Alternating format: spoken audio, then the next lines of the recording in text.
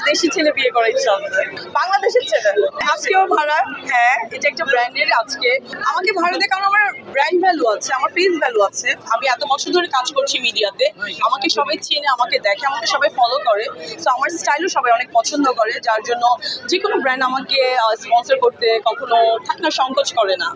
খুশি হয়ে উল্টা আমাকে সবাই বলে যে আমার ড্রেস নেন, আমার থেকে পরেন, বা আপনি কোন ডিজাইন চাচ্ছেন আমি সেটা বানিয়ে দেবো। তো আমাকে সবাই স্পন্সর করতে চায়। তো কেন আমি আমার নিজের টাকা খরচ করে ড্রেস করবো? মাঝে মধ্যে আমরা তো মার্কেট করি, শপিংয়ে যাই সব জায়গায়। তো বাইরে, দেশের বাইরে গেলেও অনেক শপিং করা হয়, দেশেও শপিং করা হয়। তো নিজের টাকা তো অবশ্যই খরচ করি, কেন করি? সব ধরনের কাপড়ই শপিং হয় আমার। সেটা রাস্তার ফুটপাথ বলেন, ভ্যান বলেন, বা নিউ মার্কেট গাউসিয়া বলেন, বা আমাদের বড় বড় যে শপিং মল আছে, বা বিদেশের যে ব্র্যান্ডগুলো আছে, সব ধরনের কাপড়। এটা হচ্ছে জয়পুরি কাশ্মীরি। আর আমার গেট আপটা হচ্ছে কাশ্মীরি স্টাইলের। মাথায় হেড আছে, যেহেতু অনেক জুয়েলারি, আর শাড়িটা হচ্ছে জয়পুরি টাইপের কাজের।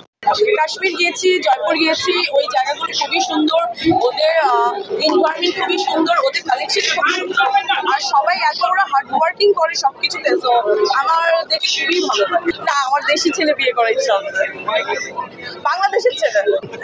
এটা তো লাস্ট টাইম দেখিয়েছিলাম, আর এটা নিয়ে অনেক মানুষ আমাকে ভিডিও পাঠিয়েছিল যে এটা কি, এটা ভিতরে কি। অ্যাকচুয়ালি এটা একটা পিয়ার্সিং, টাং পিয়ার্সিং, এটা একটা রিং।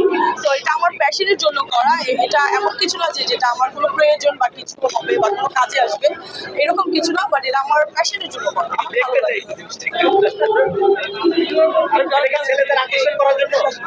আমি জানি না ছেলের আকর্ষণ হচ্ছে, তো এই জন্যই তো দেখতে যাচ্ছেন সবাই।